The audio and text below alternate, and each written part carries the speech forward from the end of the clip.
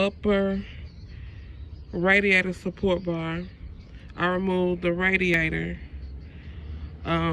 which had to come undone. All hoses out. And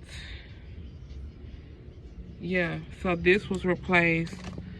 And so before I put the radiator and the upper control bar back, I want to replace these.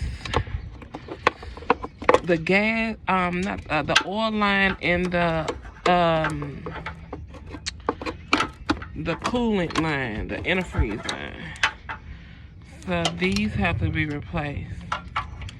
I believe this one is still some good. Yeah. But yeah, so this is the situation.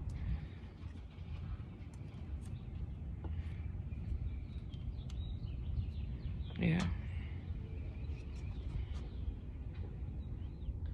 Oh, and so yeah, so this was going on today, and I will show everybody the part.